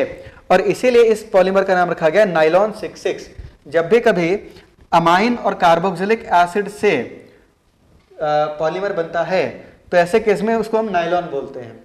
नाइलॉन X और Y इस तरह से नोट किया जाता है। X हमें बताता है number of carbon in the diamine और Y जो है ये आपको बताता है number of carbon in the carboxylic acid. तो यहां भी 6 कार्बन है, यहां भी 6 कार्बन है, तो इसका नाम पड़ जाता है नाइलॉन 66। समझ में आना चीज? तो यहां पर for example nylon 66 is found by the condensation of hexa methylene diamine with adipic acid, इसका नाम है एडिपिक एसिड। आगे बढ़ते हैं। नेक्स्ट कंडेंसेशन पॉलीमर के बाद classification based on molecular force. तो मॉलिक्यूलर फोर्स के बेसिस पर ये 4 तरह के होते हैं। सबसे पहला है इलास्टोमर्स। इलास्टोमर्स मतलब नाम से पता है जिसमें इलास्टिसिटी हो, जिनको आप अगर स्ट्रेच करें और छोड़ दो तो वापस से वहीं पे आ जाए, तो ऐसे पॉलीमर को हम लोग बोलते हैं इलास्टोमर्स, ठीक है ना। तो यहाँ पे कुछ पॉइंट्स लिखे हैं, रीड कर देते हैं। These are rubber like solids with elastic properties.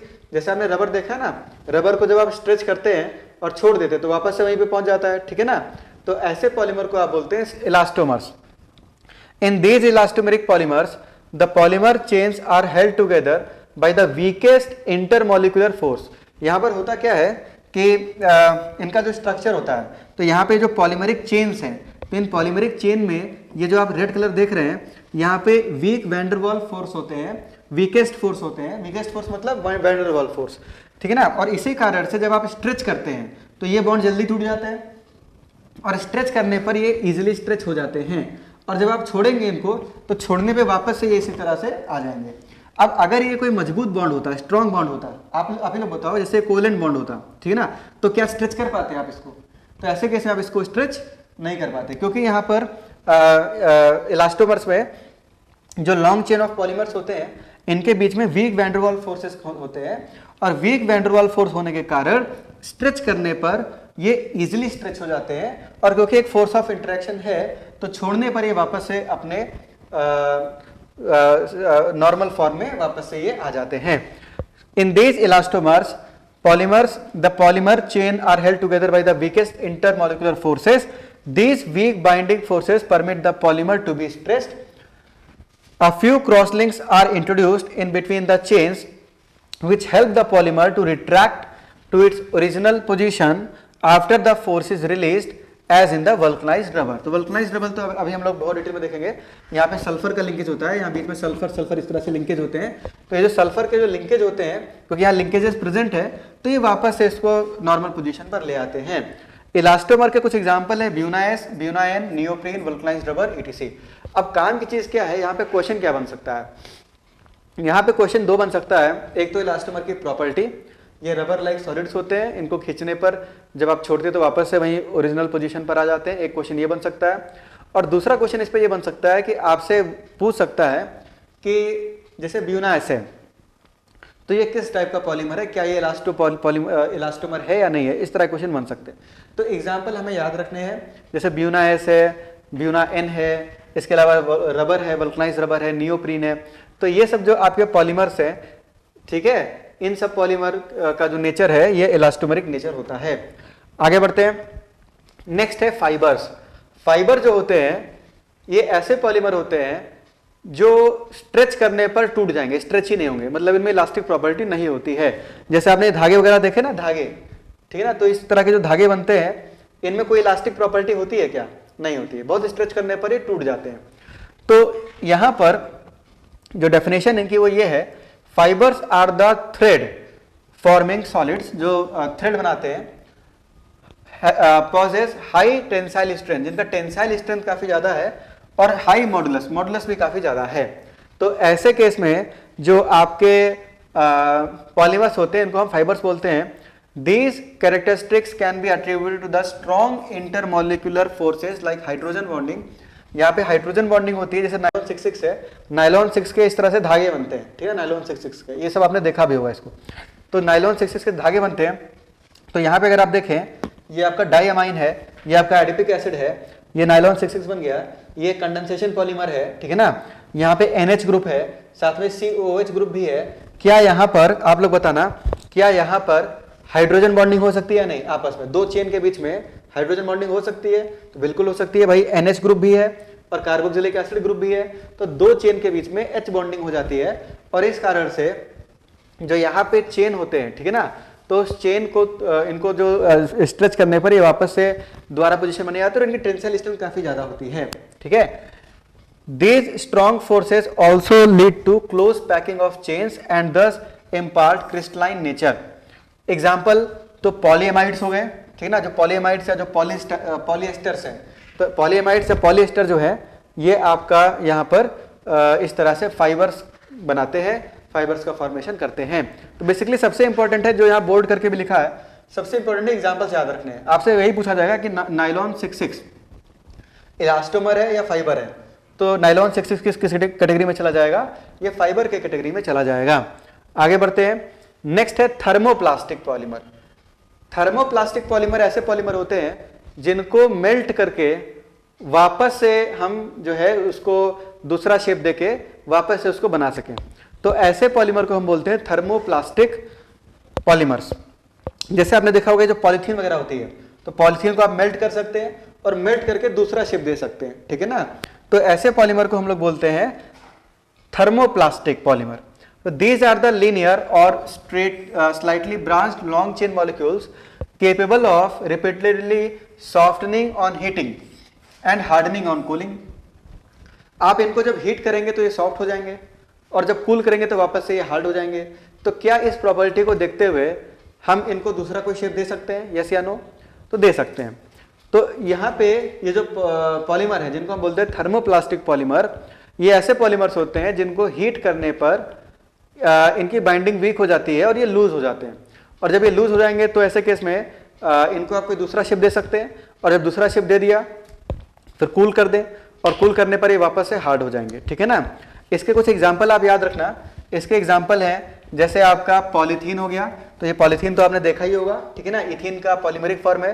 Polystyrene, styrene होता था ना अभी, CH2CH, तो उसको स्टाइरीन बोलते हैं। और स्टाइरीन का जो एडिशन पॉलीमर है इसको पॉलीस्टाइरीन बोलते हैं। तो पॉलीस्टाइरीन कुछ इस तरह से दिखता है। आपका जो अभी आप पेन यूज कर रहे हैं, पेन यूज कर रहे हैं ना, तो जो पेन जो है, जो प्लास्टिक जो पेन का बना है ना, वो पॉलीस्टाइरीन का बना है, ठीक।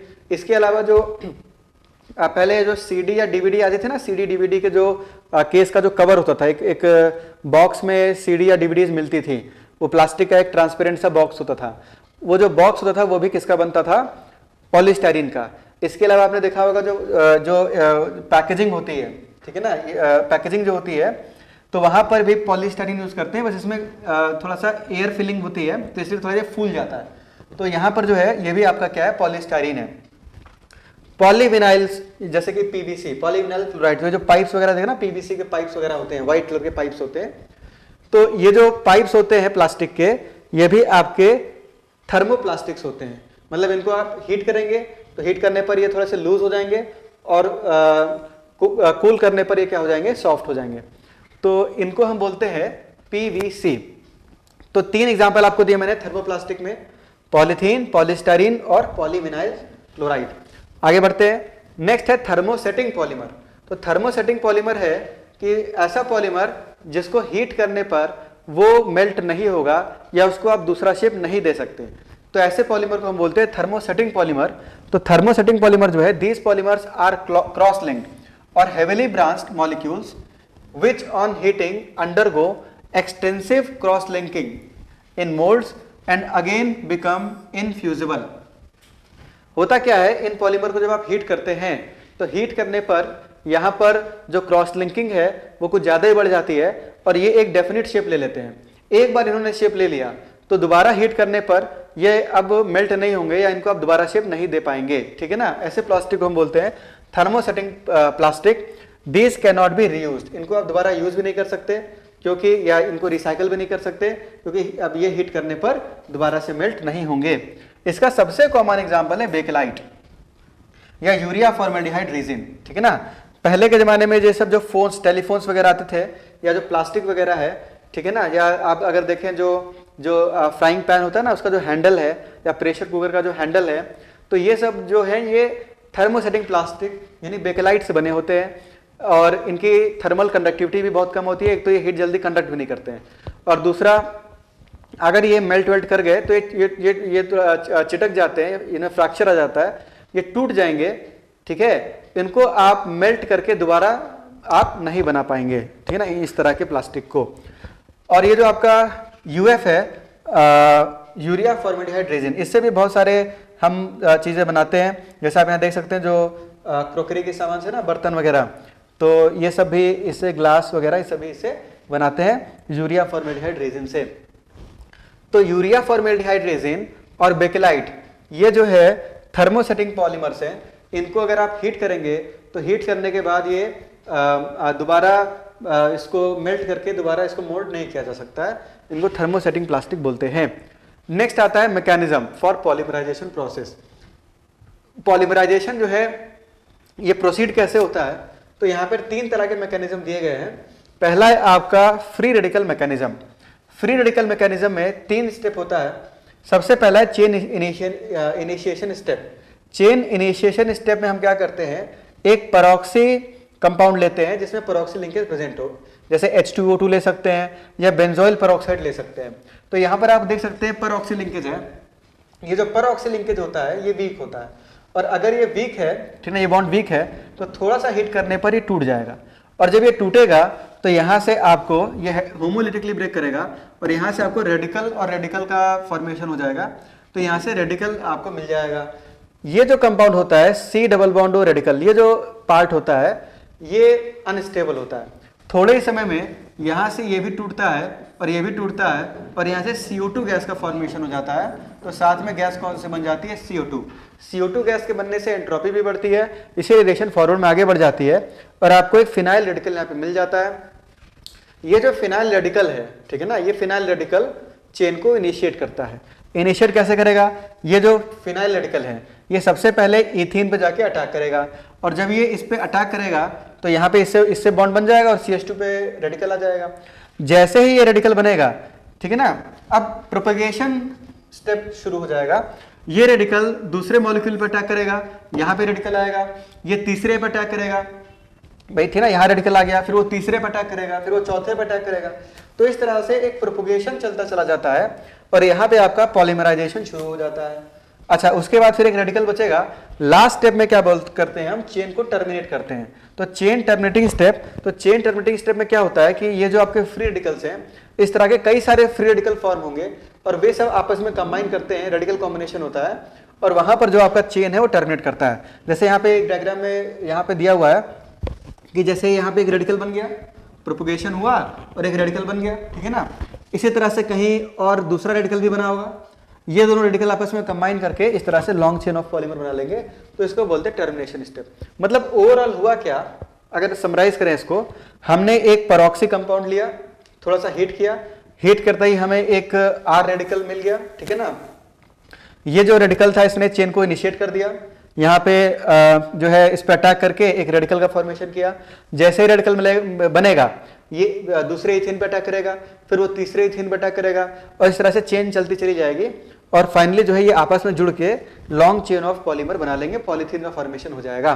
तो यहाँ पर आप बताएं जो इंटरमीडिएट है वो क्या बन रहा है, तो इंटरमीडिएट यहाँ पे फ्री रेडिकल बन रहा है और इसीलिए इस मैकेनिज्म को बोलते हैं फ्री रेडिकल मैकेनिज्म। दूसरा जो मैकेनिज्म है इसका नाम है कैटायनिक मैकेनिज्म। कैटायनिक मैकेनिज्म तब होता है जब यहां पर कोई ईडीजी ईडीजी मतलब इलेक्ट्रॉन डोनेटिंग ग्रुप अगर प्रेजेंट है, तो इलेक्ट्रॉन डोनेटिंग ग्रुप, अगर इलेक्ट्रॉन डोनेटिंग ग्रुप प्रेजेंट है तो ऐसे केस में कैटायनिक मैकेनिज्म से पॉलीमराइजेशन होता है। यहां पर थोड़ा मीडियम को एसिडिक कर देते हैं। एसिड कैटालाइज्ड या cationic polymerization is effective only with vinyl monomers, ठीक है ना, ये आपके विनाइल मोनोमर्स है जिसमें ईडीजी लगा हुआ हो, ठीक है ना, जिसमें ईडीजी लगा हुआ हो, capable of stabilizing the chain carrying carbocation. तो होता क्या है मैकेनिज्म, आप देख लें, यहाँ पे कोई एसिड लेते हैं, आपने जैसे HCl या HBr ले लिया, ठीक है ना, तो ये जो पाई बॉन्ड है, ये पाई बॉन्ड सबसे पहले यहाँ से H+ लेगा, जब ये H+ लेगा तो यहाँ से H जुड़ जाएगा और यहाँ पे इस कार्बन पे चार्ज कैसा आ जाएगा, पॉजिटिव। ये जो ईडीजी है, ईडीजी का मतलब इलेक्ट्रॉन डोनेटिंग ग्रुप, जो इलेक्ट्रॉन दे रहा है, ये इस कार्बोकैटायन को स्टेबलाइज करेगा या डिस्टेबलाइज करेगा, आपको क्या लगता है भाई? तो ईडीजी इलेक्ट्रॉन देगा तो इस कैटायन को क्या करेगा, स्टेबलाइज करेगा, और इसी कारण से ये अटैक भी कर पा रहा है क्योंकि कैटायन स्टेबल बन रहा है। ठीक, जैसे ही ये कैटायन बन गया तो दूसरा जो मॉलिक्यूल है, ठीक है ना, ये इस कैटायन पे न्यूक्लियोफाइल की तरह अटैक कर देगा और जब ये अटैक करेगा तो यहाँ पे फिर प्लस चार्ज आ जाएगा और इस तरह से ये चीज रिपीट होती चली जाएगी और पॉलीमराइजेशन, हमारे पास पॉलीमराइज्ड प्रोडक्ट यहाँ पे मिल जाएगा, पॉलीमराइजेशन हो जाएगा, ठीक है ना। तो नेसेसरी ये है कि अगर आपका कैटायनिक मैकेनिज्म चाहिए आपको, तो ऐसे केस में यहाँ पर क्या होना चाहिए, ईडीजी। मान लो अगर यहाँ पे ईडब्ल्यूजी होता, ईडब्ल्यूजी मतलब इलेक्ट्रॉन विड्रॉइंग ग्रुप, तो फिर कैटायन बनता क्या, जब कैटायन स्टेबल होता क्या, तब कैटायन स्टेबल नहीं होता। तो ऐसे केस में ये मैकेनिज्म वहां पे फॉलो नहीं हो पाती। जैसे इसका सबसे कॉमन एग्जांपल है आइसोब्यूटाइलिन। आइसोब्यूटाइलिन में ये जो CH3 है इसका प्लस आई इफेक्ट है, प्लस H इफेक्ट भी है, ठीक है ना। तो यहाँ पर हम इस तरह का कैटलिस्ट लेते हैं, ये जो H+ है, H+ पे सबसे पहले ये जो पाई क्लाउड है ये इस H+ पे अटैक करेगा, तो यहाँ पे H जुड़ जाएगा, ठीक है ना, यहाँ पे जुड़ेगा, यहाँ पे चार्ज कैसा आएगा, पॉजिटिव। इस पॉजिटिव चार्ज पर एक दूसरा पाई बॉन्ड अटैक कर देगा, उस पर पॉजिटिव चार्ज आएगा, फिर उस पर तीसरा अटैक कर देगा, तो इस तरह से पॉलीमराइज होके ये पॉली आइसोब्यूटाइलिन में क्या होगा, कन्वर्ट हो जाएगा। तो यहाँ पर अगर कोई इस विनाइलिक कार्बन से कोई अगर ईडीजी जुड़ा हुआ है, इलेक्ट्रॉन डोनेटिंग ग्रुप जुड़ा हुआ है, ऐसे केस में जो है कैटायनिक मैकेनिज्म से जो प्रोसेस है ये प्रोपोगेट करता है। नेक्स्ट है एनायनिक मैकेनिज्म। एनायनिक मैकेनिज्म में क्या होता है कि आपका ये जो एल्कीन है, एल्कीन से अगर EWG जुड़ा हुआ है, इलेक्ट्रॉन विड्रॉइंग ग्रुप, तो ये यहाँ पे इलेक्ट्रॉन को खींच रहा होगा, ठीक है ना। तो ऐसे केस में क्या होता है, हम एक न्यूक्लियोफाइल से स्टार्ट करते हैं एक न्यूक्लियोफाइल लिया जाएगा, ये जो न्यूक्लियोफाइल है ये सबसे पहले इस कार्बन पर अटैक कर देगा और यहाँ से पाई क्लाउड जो है वो शिफ्ट हो जाएगा, यहाँ पे चार्ज कैसा आ जाएगा, नेगेटिव। अब क्वेश्चन ये है कि इसने इस पे अटैक कैसे किया, अटैक क्यों हो पा रहा है। अटैक इस कारण से हो रहा है क्योंकि यहाँ पे नेगेटिव चार्ज को स्टेबलाइज करने के लिए EWG जुड़ा हुआ है। EWG का फुल फॉर्म क्या है, electron withdrawing group. Electron withdrawing group अगर यहाँ पे जुड़ा हुआ है, इलेक्ट्रॉन विड्रॉइंग ग्रुप, तो इलेक्ट्रॉन खींचेगा और जब इलेक्ट्रॉन खींचेगा तो इस नेगेटिव को वो क्या करेगा, स्टेबलाइज करेगा, और इसी कारण से ये न्यूक्लियोफाइल इस पर अटैक भी कर पा रहा है। तो अगर EWG जुड़ा हुआ है तो एनायनिक मैकेनिज्म से रिएक्शन प्रोपोगेट करती है, यहाँ पे माइनस चार्ज आएगा, ये माइनस चार्ज फर्दर अटैक करेगा, फिर इस पे माइनस आ जाएगा, ये दूसरे पे अटैक करेगा, उस पे माइनस चार्ज आएगा, तो इस तरह से रिपीट करते करते ये पॉलीमराइज कर जाता है। जैसे फॉर एग्जाम्पल आपका जो एक्राइलोनाइट्राइल है, तो एक्राइलोनाइट्राइल में यहाँ पे CH2 डबल बॉन्ड CH, यहाँ पे CN लगा हुआ है, ठीक है ना। तो यहाँ पर क्योंकि अगर ये पाई क्लाउड शिफ्ट हो गया तो माइनस चार्ज आएगा, CN उसको स्टेबलाइज कर देगा, तो यहाँ पे जो पॉलीमराइजेशन होगा, तो पॉलीमराइजेशन जो है वो कौन से मैकेनिज्म से प्रोसीड होगा, एनायनिक मैकेनिज्म से प्रोसीड होगा। तो इन सभी केसेस में यहाँ पे एक C डबल बॉन्ड OMe, ये मिथाइल एक्राइलेट है, तो यहाँ पर भी जो है ये C double bond OMe electron withdrawing group है। इसी तरह से आपका जो स्टाइरीन है, CH2 डबल बॉन्ड CH, यहाँ पे PH, तो यहाँ पे अगर नेगेटिव चार्ज आता है तो PH उसको स्टेबलाइज करेगा। तो ये एनायनिक मैकेनिज्म से ये प्रोपोगेट करते हैं। तो तीन तरह के मैकेनिज्म से पॉलीमराइजेशन होता है, एक फ्री रेडिकल मैकेनिज्म, दूसरा कैटायनिक मैकेनिज्म और तीसरा एनायनिक मैकेनिज्म, ठीक है ना। एक छोटा सा क्वेश्चन है, आप सब इसको सॉल्व करें। देखिए पहला आंसर किसका आता है, यहाँ पे आपको बताना है right the order of ability for polymerization. Polymerization की यहाँ पे एबिलिटी कंपेयर करनी है इन तीनों में, और यहाँ पे मैकेनिज्म आपको दिया है कैटायनिक। अगर कैटायनिक मैकेनिज्म होगा तो ऐसे केस में ये जो पाई क्लाउड है सबसे इजीली पॉलीमराइज किस केस में होगा, ठीक है ना। तो फर्स्ट मैं करता हूँ, सेकंड आप लोग करना। सेकंड में एनायनिक पूछा गया है, तो फर्स्ट वाले में अगर आप देखें कैटायनिक मैकेनिज्म में यहाँ पर सबसे पहले प्लस चार्ज आएगा, यहाँ भी प्लस चार्ज आएगा और यहाँ भी प्लस चार्ज आएगा, ठीक है ना। प्लस चार्ज जितना स्टेबल होगा भाई, सबसे पहले ये एसिड पर अटैक करेगा ना H प्लस पे, तो यहाँ पे प्लस चार्ज आएगा, और ये प्लस चार्ज जितना स्टेबल होगा आपका जो है रिएक्शन उतनी इजीली हो जाएगी। प्लस चार्ज सबसे ज़्यादा स्टेबल कहाँ होगा, सेकंड में, क्योंकि इसका प्लस एच इफेक्ट है, यहाँ इसका कोई इफेक्ट नहीं है, और इसका इफेक्ट कैसा है माइनस है। तो इस कारण से क्योंकि प्लस चार्ज यहाँ पे सबसे स्टेबल है, इस कारण से सबसे इजीली H प्लस पे अटैक ये करेगा, सबसे जल्दी प्लस चार्ज यहाँ पे आएगा, फिर इस पर दूसरी एल्कीन अटैक कर देगी और पॉलीमराइजेशन शुरू हो जाएगा, ठीक है ना।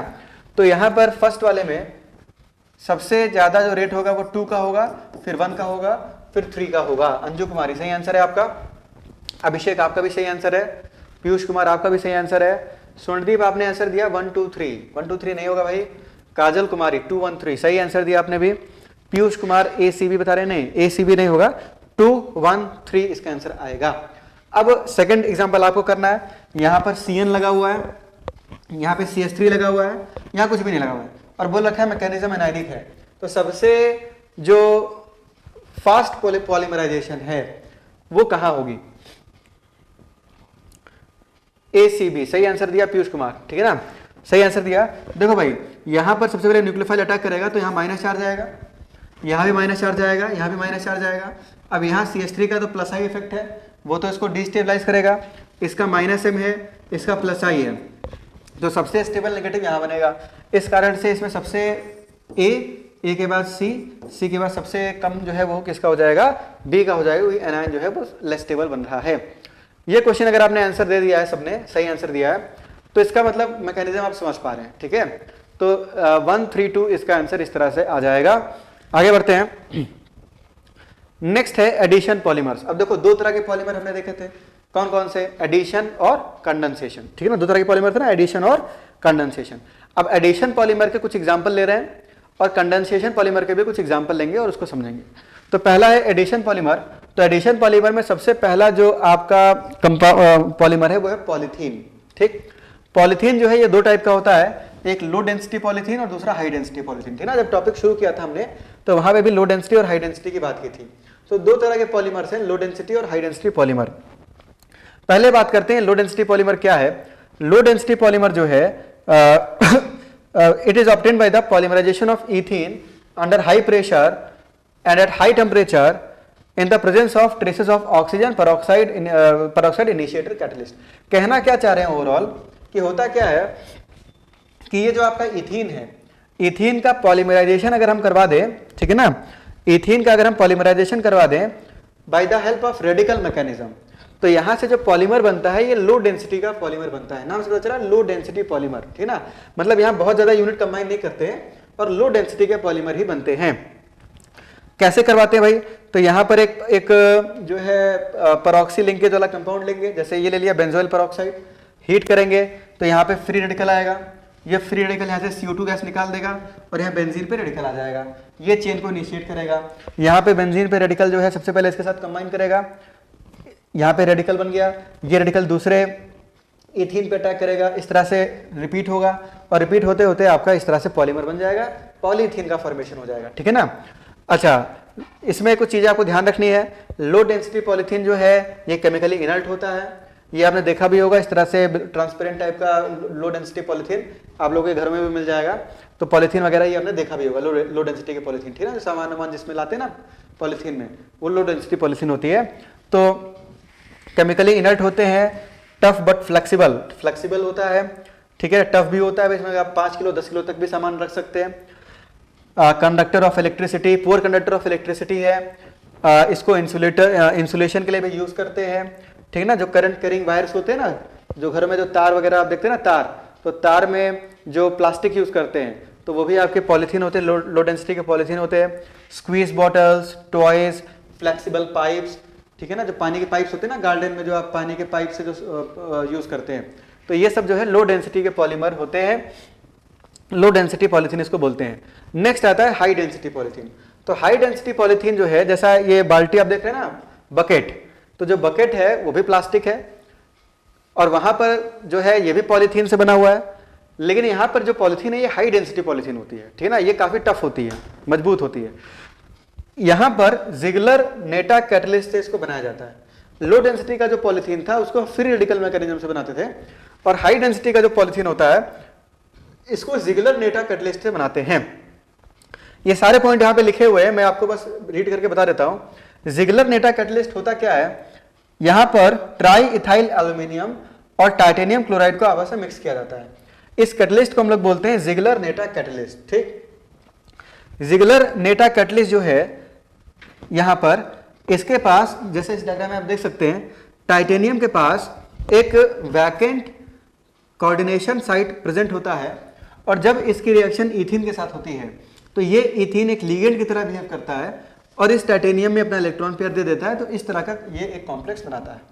उसके बाद टाइटेनियम और इस कार्बन के बीच में इस इथाइलिन का इंजर्शन होता है नेक्स्ट स्टेप में, ठीक है ना। यूं समझो कि ये रेडिकल रेडिकल में ब्रेक हो जाएगा, ये रेडिकल इसके साथ जुड़ेगा, ये इसके साथ जुड़ेगा, इस तरह से समझ सकते हैं। तो ये जो इथाइलिन है इसमें इंजर्ट हो जाता है और फिर एक वैकेंट साइट यहाँ पे क्रिएट हो जाती है, फिर एक इथाइलिन इस पे अटैक करेगा, फिर वो बीच में इसमें इंसर्ट हो जाएगा, ठीक है ना। और इस तरह से एक मल्टीपल चेन बन जाएगी इथेन की, एक लीनियर चेन बन जाएगी, पॉलीथीन बन जाएगा, और यहां से बहुत लंबी चेन बनती है। हाई डेंसिटी का पॉलीमर यहाँ पे फॉर्म होता है, हाई डेंसिटी पॉलीथीन बोलते हैं इसको, जिससे ये बकेट वगैरह, ये ठीक है ना, ड्रम वगैरह ये सब बनाते हैं, ठीक है ना। तो ये सारे जो मैंने बोला ये सब चीजें यहाँ इस पैराग्राफ में लिखा हुआ है। आगे बढ़ रहा हूं मैं। नेक्स्ट है आपका टेफ्लॉन। ये भी एक एडिशन पॉलीमर है, दो होमोपॉलीमर होमोमर्स आपस में यहाँ पे दो मोनोमर्स मिलेंगे और कुछ भी यहाँ पे स्मॉल मॉलिक्यूल रिलीज नहीं होगा। टेफ्लॉन जो है ये टेट्राफ्लोरोइथीन से बना हुआ है। यहाँ पे कैटलिस्ट और हाई प्रेशर के प्रेजेंस में ये आपस में कंबाइन करके टेफ्लॉन बनाते हैं, ठीक है ना। अब क्वेश्चन यहाँ पे क्या बन सकता है, देखो क्वेश्चन क्या क्या फॉर्म हो सकता है। क्वेश्चन यहाँ पे बन सकता है कि जो टेफ्लॉन है इसका फॉर्मूला क्या होता है, टेफ्लॉन का मोनोमरिक यूनिट क्या होता है, टेफ्लॉन को कहाँ यूज करते हैं, ये तीन चीजें बन सकती है क्वेश्चन। तो टेफ्लॉन को आप यूज करते हैं ऑयल सील्स, गैस्केट्स और जो नॉन स्टिक सरफेसेस होते हैं यूटेंसिल्स पे, तो वहां पर हम इसको यूज करते हैं। जो फ्राइंग पैन देखा होगा आपने, इसमें जो कोटिंग होती है ये टेफ्लॉन की कोटिंग होती है। तो Teflon is manufactured by heating tetrafluoroethene with free radical or persulfate catalyst at high pressure. It is chemically inert and resistant to attack by corrosive reagents. और इसके यूज मैंने आपको बताया, यहाँ पे इसके यूज होते हैं। तो इसी पे छोटे मोटे क्वेश्चन यहाँ पे फॉर्म हो सकते हैं। नेक्स्ट है पॉली एक्राइलोनाइट्राइल, शॉर्ट में PAN बोलते हैं। इससे ये सब वुलन आइटम्स बनाए जाते हैं, ठीक है ना। एक तो वुल आपको नेचुरल मिलता है। नेचुरल वुल कहाँ से मिलता है भाई, देखो ना, शीप, ठीक है ना, जो शीप होती है उससे हम नेचुरल वुल फॉर्म करते हैं। और एक होता है आर्टिफिशियल वुल जो लैब में बनाया जाता है। ये पॉली एक्राइलोनाइट्राइल PAN का बना होता है। इसका एक और नाम है ऑर्लॉन। क्या नाम है इसका, ऑर्लॉन, ठीक है ना। ऑर्लॉन, ये सामने ऑर्लॉन का ही फोटो है। तो यहाँ पर the addition polymerization of acrylonitrile in presence of peroxide catalyst leads to the formation of poly acrylonitrile. यहाँ पर होता क्या है, ये आपका एक्राइलोनाइट्राइल है, इसका जो है पेरोक्साइड कैटलिस्ट के साथ में जब हाई टेम्परेचर प्रेशर पे जब इसका ट्रीटमेंट करते हैं तो ये पॉलीमराइज कर जाता है और ये पॉली एक्राइलोनाइट्राइल बनाता है। पॉली एक्राइलोनाइट्राइल जो है इसको हम लोग यूज करते हैं एज अ सब्स्टिट्यूट फॉर वुल, और इसको कॉमर्शियली ऑर्लॉन या एक्रिलैन भी बोलते हैं। तो आपसे जो है ऑर्लॉन का पूछ सकता है फॉर्मूला, ठीक ना। ऑर्लॉन का फॉर्मूला क्या है, या ऑर्लॉन का मोनोमर यूनिट क्या है, ठीक ना, और इसका यूज क्या है। तो ये तीन चीज आपसे यहाँ पे पूछा जा सकता है। तो ये तीन चीज आप लोग याद करेंगे। नेक्स्ट है कंडेंसेशन पॉलीमर। इसके पहले हमने एडिशन पॉलीमर देखा, और नेक्स्ट आता है कंडेंसेशन पॉलीमर्स। तो कंडेंसेशन पॉलीमर क्या होते हैं, ऐसे पॉलीमर जिनके फॉर्मेशन में स्मॉल मॉलिक्यूल्स लिबरेट हो, उनको बोलते हैं कंडेंसेशन पॉलीमर। कंडेंसेशन पॉलीमर में सबसे पहला है आपका नाइलॉन। तो प्रिपरेशन ऑफ नाइलॉन्स में, ठीक है ना, सबसे पहला है नाइलॉन 66। तो नाइलॉन 6,6 की बात हमने अभी थोड़ी देर पहले की। जब आपका di carboxylic acid di amine के साथ रिएक्ट करता है तो यहाँ से आपके पास OH और यहाँ से एक H2O निकल जाता है और यहाँ से अमाइड का लिंकेज बनता है। तो इस तरह से जो पॉलीअमाइड बनता है इसको हम बोलते हैं नाइलॉन। क्या बोलते हैं? नाइलॉन। तो यहाँ पे आपसे क्वेश्चन पूछा जा सकता है कि नाइलॉन जो होता है, नाइलॉन के मोनोमर क्या क्या है? तो नाइलॉन का एक मोनोमर है डाई कार्बोक्सिलिक एसिड और एक मोनोमर है आपका डाई अमाइन। ठीक, नाइलॉन 6,6 को लिखते हैं, यहाँ पे नंबर ऑफ कार्बन मेंशन किए जाते हैं, यहाँ भी 6 कार्बन है, यहाँ भी 6 कार्बन है। ठीक, इसके बाद नेक्स्ट यहाँ पे क्वेश्चन आपसे पूछा जा सकता है कि इसके यूज क्या है।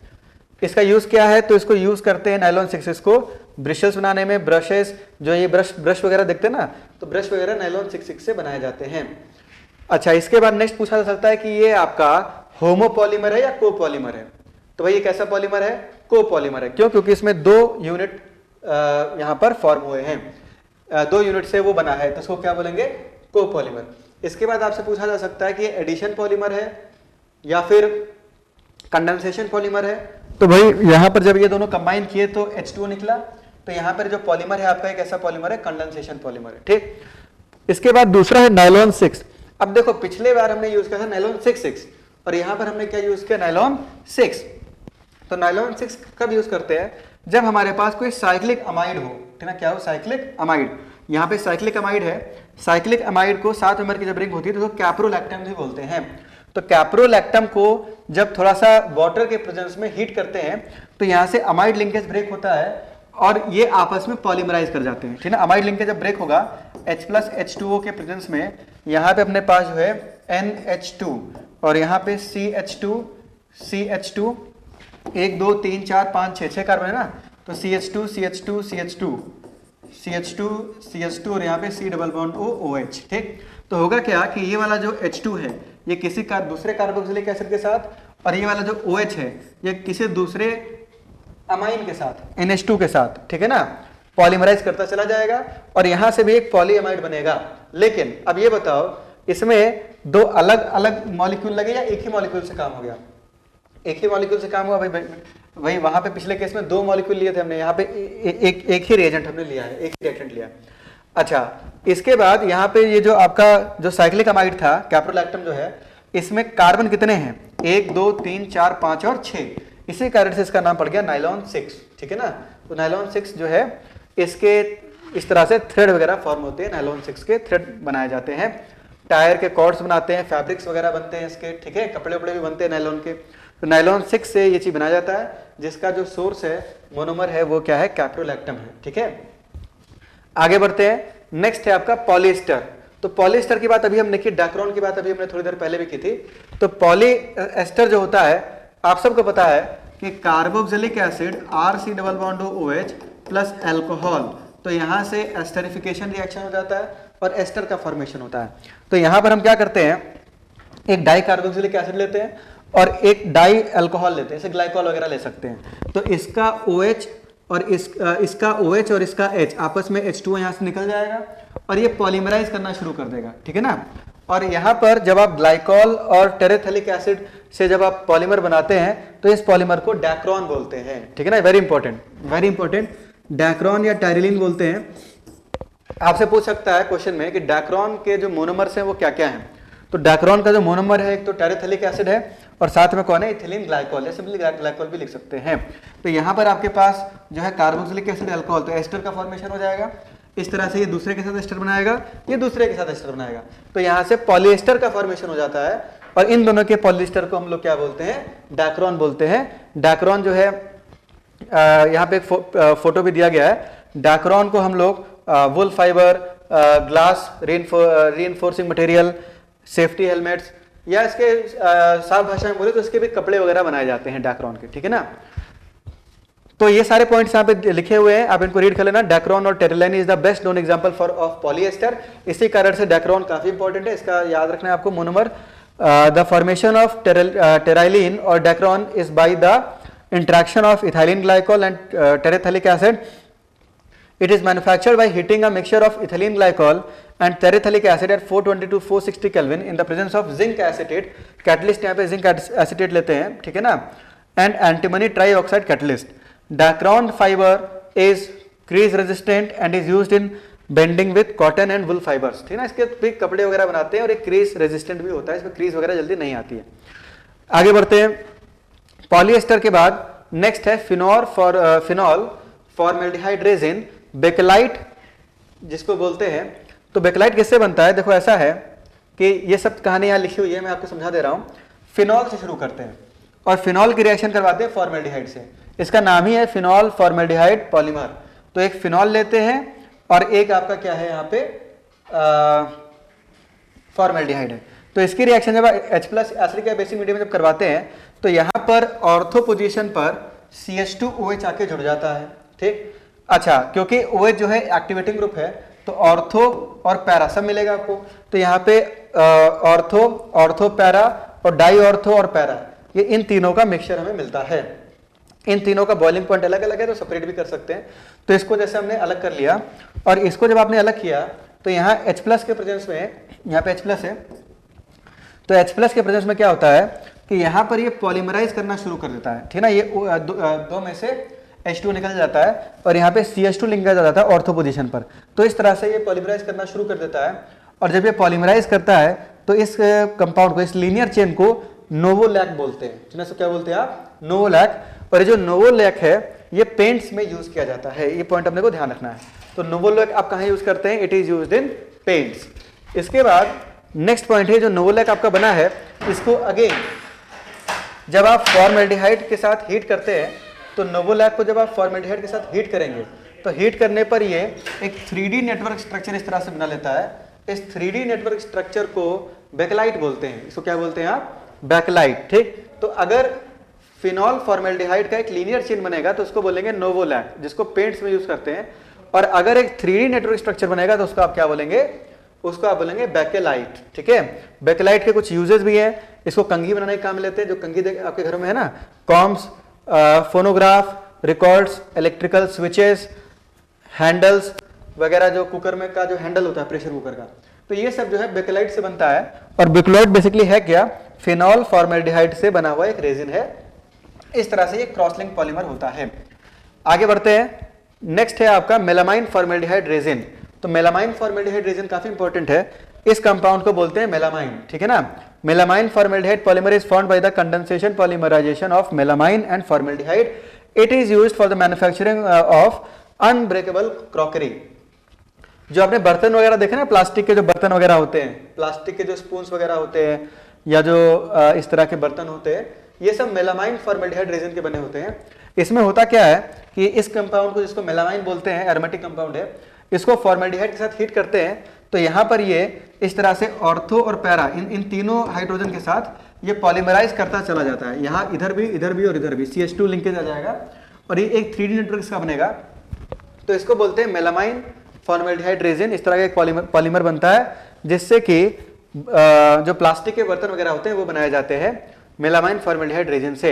ये भी एक कंडेंसेशन पॉलीमर है, क्योंकि जब यहाँ से एक ऑक्सीजन और 2 H यहाँ से जब रिलीज होगा तो ओवरऑल H2O का लिबरेशन यहाँ पे होता है, ठीक है ना।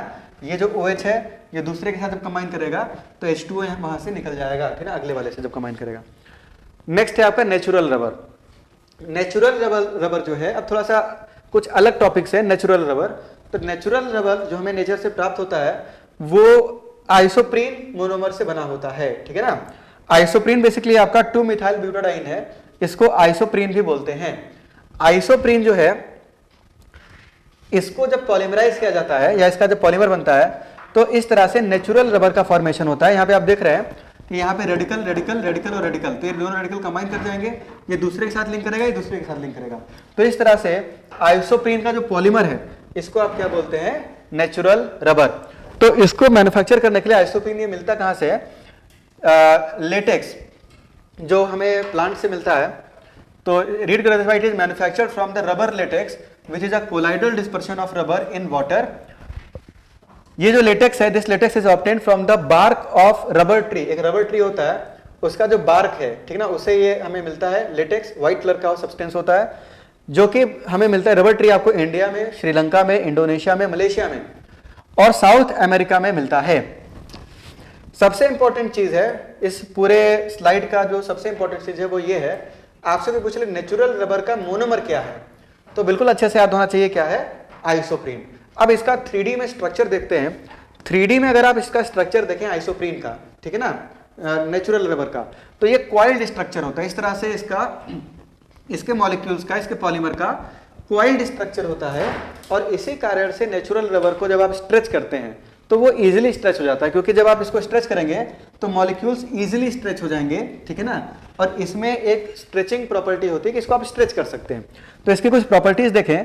The cis polyisoprene molecule consists of various chains held together by a weak van der Waal interaction and has a coiled structure। NCERT में लाइन लिखा हुआ है कि इसका coiled structure है और यहाँ इन दोनों के बीच में, जैसे इस coil और इस coil के बीच में एक weak van der Waal force होता है, ठीक है ना। Thus it can be stretched like a spring and exhibit elastic property। इसी कारण से इसको एक स्प्रिंग की तरह स्ट्रेच कर सकते हैं। नेचुरल रबर को हम लोग यूज क्यों नहीं कर पाते हैं, क्योंकि इसकी एक खराब चीज ये है, खराब प्रॉपर्टी ये है कि इसको अगर आप हाई टेम्परेचर पर गर्म कर दे तो ये ब्रिटल हो जाता है, और लो टेम्परेचर पर इसकी वाटर एब्जॉर्प्शन कैपेसिटी हाई होती है। इसी कारण से नेचुरल रबर को हम लोग यूज नहीं कर पाते हैं। यहाँ पे एक पॉइंट साफ साफ लिखा हुआ है, natural rubber becomes soft eight high temperature and brittle at low temperature and shows high water absorption capacity। तो होता क्या है कि जैसे मान लो ट्रक है, तो ट्रक का जो टायर है, उस टायर को क्या नेचुरल रबर से हम लोग बना सकते हैं?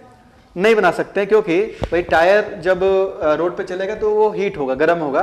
और नेचुरल रबर की खराब बात यह है कि जब इसको हीट करते हैं तो ये बिल्कुल सॉफ्ट हो जाता है, और जब ठंडा करते हैं इसको तो या ठंडी के समय पर ये ब्रिटल नेचर का हो जाता है, तो इसलिए इसको हम यूज नहीं कर पाते हैं।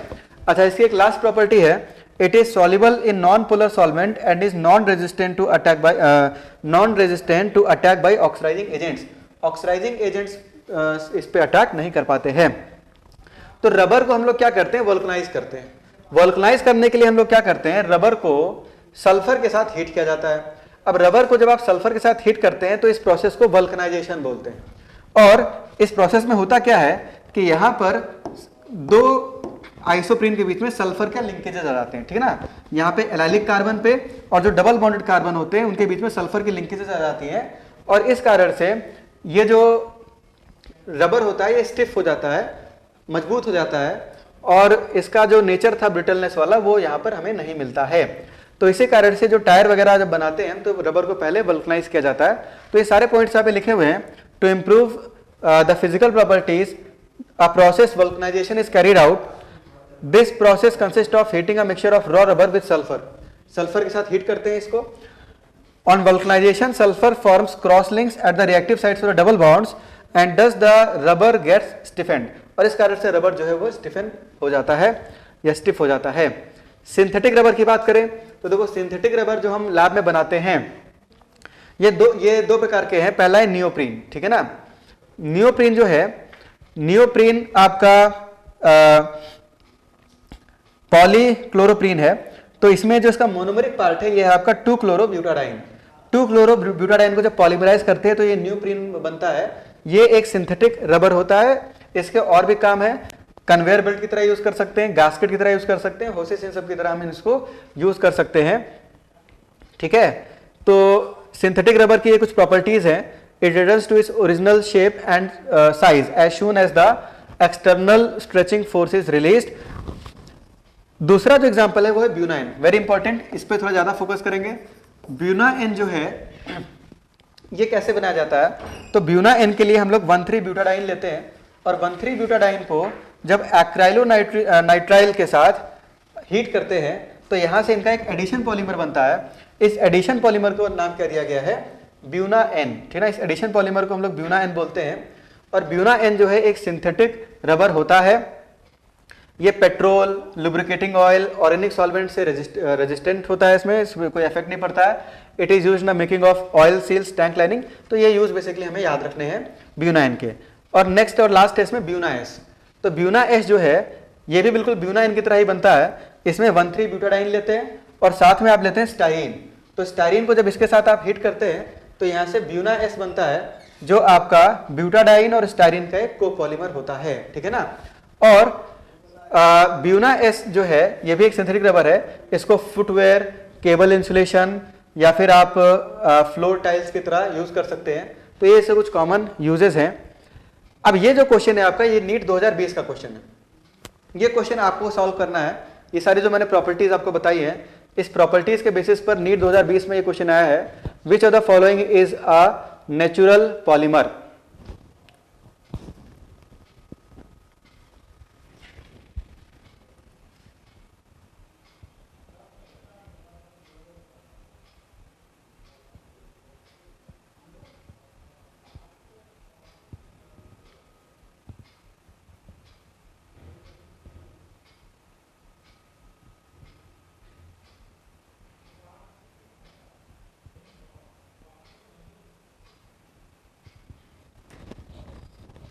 तो भाई इसका सही आंसर क्या हो जाएगा?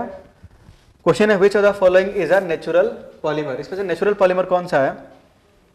तो पॉलीब्यूटाडाइन, ठीक है ना। पॉलीब्यूटाडाइन नेचुरल पॉलीमर नहीं है। आपको भी मैंने बताया आइसोप्रीन जो है, ठीक है ना, 1,4 पॉली आइसोप्रीन, ये आपका नेचुरल पॉलीमर है। जो ब्यूटाडाइन है आपका ब्यूना एस या फिर ब्यूना एन, ये सिंथेटिक पॉलीमर है। पॉलीब्यूटाडाइंस जो होमोपॉलीमर होते हैं ब्यूटाडाइन के, ये सब भी आपके सिंथेटिक रबर होते हैं। नेचुरल रबर सिर्फ और सिर्फ कौन सा है आपका? 1,4 पॉली आइसोप्रीन। तो ये 2020 का क्वेश्चन है नीट में। काफी सिंपल सा क्वेश्चन पूछा था इस बार रबर के ऊपर, नेचुरल रबर के ऊपर। तो इसी के साथ आज की क्लास को खत्म करते हैं। नेक्स्ट क्लास में इसके आगे कंटिन्यू करेंगे। हालांकि ज्यादा पोर्शन अब बचा नहीं है, तो नेक्स्ट क्लास में इसके आगे अब बात करेंगे इसमें, जिसमें हम बायोडिग्रेडेबल पॉलीमर्स की भी बात करेंगे। तो आज के लिए इतना ही। Thank you.